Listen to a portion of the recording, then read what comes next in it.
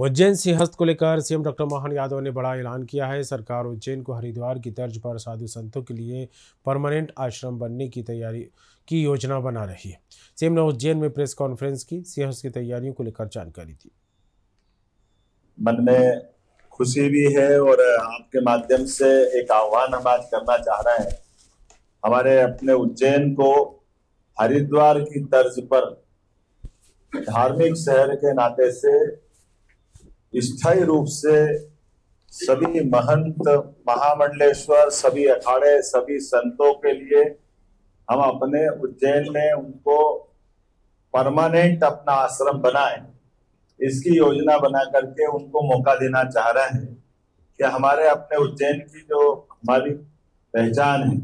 वो साधु संतों से, सभी प्रकार के महंत महामंडलेश्वरों से। और चूंकि ये बात सही है कि हमारे यहाँ 12 साल में एक बार कुंभ मेला आता है, तो उसको हम सिंहस्थ कहते हैं। वो 2028 में आएगा, जो सबसे बड़े 4 देश के आयोजनों में से एक रहेगा। लेकिन पूरे साल ही साधु संतों को अपने उज्जैन में आने की, जाने की, ठहरने की, कथा भागवत आदि आयोजन करने के लिए उनको पर्याप्त रूप से भूमि भूखंड की आवश्यकता पड़ती है। और स्वाभाविक रूप से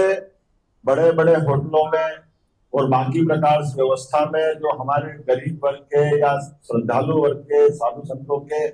भक्तगण है, उनको इसमें थोड़ी सी चुनौती रहती है, थोड़ा महंगा पड़ता है। तो प्रयास ये कर रहे हैं कि जैसा हरिद्वार हमारा बना हुआ है,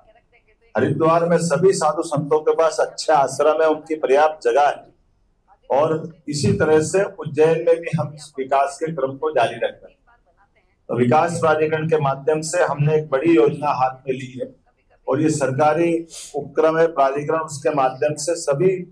साधु संतों को, महंतों, महामंडलेश्वरों को, अखाड़े के प्रमुखों को, सबको हम आमंत्रण देकर के स्थायी रूप से उज्जैन में उनके आश्रम बने, इस दिशा में हम प्रयास कर रहे हैं। और इसीलिए परमानेंट रूप से जो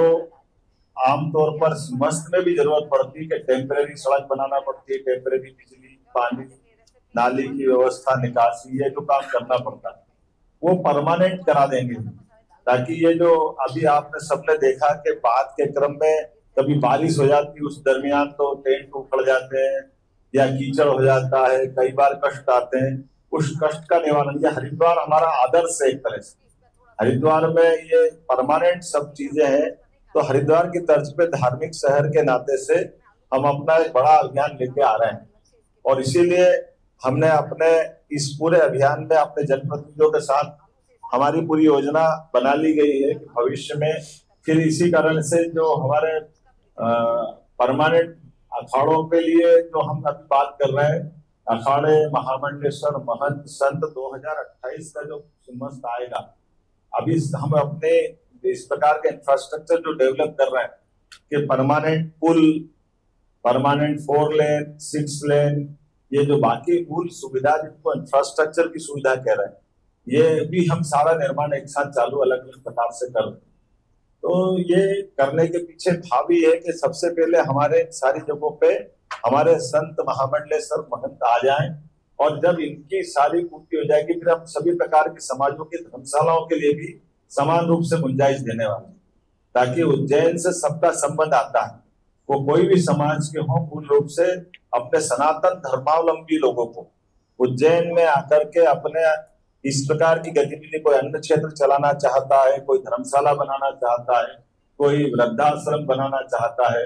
कोई अपनी और कोई सार्वजनिक गतिविधि चलाना चाहता है, उन सबको इस प्रकार से एकेडमिक साइड से भी कोई अपनी गतिविधि, स्कूल, कॉलेज, हॉस्पिटल, धर्मशाला, आयुर्वेदिक चिकित्सा केंद्र या वेलनेस सेंटर, ऐसे जो भी इस तरह से बनेंगे। लेकिन पहला हक हमारे साधु संतों का है। हम सब मिलाकर के उज्जैन का और पूरे प्रदेश का सर्वांगीण विकास के लिए लगातार आगे बढ़ रहे हैं। और मुझे लगता है कि ये इसके कारण से हमारे लिए ये जो बाद में कष्ट आते हैं, कई बार उस कष्टों का निवारण देगा जब हम समान रूप से विकास के लिए सबके रास्ते खुले रख रहे हैं। लेकिन जो हमारे विभिन्न प्रकार के जैसे हमारे देवस्थान है, उन देवस्थान के आसपास तो हमारे सारे धर्माचार्य आ जाएंगे, हमारी पहली प्रायोरिटी है। उस प्रायोरिटी के आधार पर आज हमने ये प्रेस बुलाई भी थी और इसीलिए टाउन कंट्री प्लानिंग के अंदर हमने इसमें कुछ बदलाव करने के निर्देश भी जिला प्रशासन के माध्यम से प्रस्ताव आया तो हमारे टीएनसी वालों ने इसमें किया है कि भाई आप अपने जिस स्थान पर, लेकिन ये जो हम निर्माण की उनको जो परमिशन दे रहे हैं वो परमिशन इस प्रकार से देंगे कि जैसे कम से कम 5 बीघा का एक भूखंड होगा और 5 बीघा के भूखंड में 4 बीघा ओपन रखना पड़ेगा। केवल 1 बीघा में वो अपना भवन या भूखंड बनाएंगे ताकि सभी के आश्रम में पर्याप्त रूप से खुला स्थान रहे, पार्किंग की जगह रहे और जैसे वो अपने उस भवन को बनाना चाहे तो सत्यमित्रानंद जी महाराज का आश्रम का एक उदाहरण है हरिद्वार का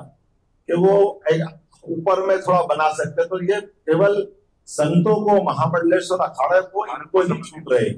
कोई व्यक्तिगत रूप से इस प्रकार की छूट या कमर्शियल रूप से इस प्रकार की छूट इस कैंपस में नहीं रहेगी। निजी स्तर पे कोई इसका उपयोग नहीं कर सकेगा। ये एक अपनी सरकार की उस पूरी प्रकार की योजना है। मैं उम्मीद करता हूं कि इस प्रकार से हम अपने सभी प्रकार के बाबा महाकाल के महालोक बनने के बाद जब हमारे पूरे साल में 5 करोड़ से ज्यादा धर्मरल यात्री उज्जैन आ रहे हैं और सभी प्रकार के आयोजन हर साल हर 2 महीने 4 महीने हो रहे हैं, तो ये इन व्यवस्थाओं से मुझे लगता है कि सभी धार्मिक धर्मावलंबियों को बड़ा लाभ मिलेगा और इसी के पीछे हमारी ये पूरी योजना बनी। मुझे लगता है कि इसकी विस्तार से बात करके बताना चाहिए। साथ ही साथ हमारे अपने जो मूल इंफ्रास्ट्रक्चर है जिसकी विभिन्न प्रकार की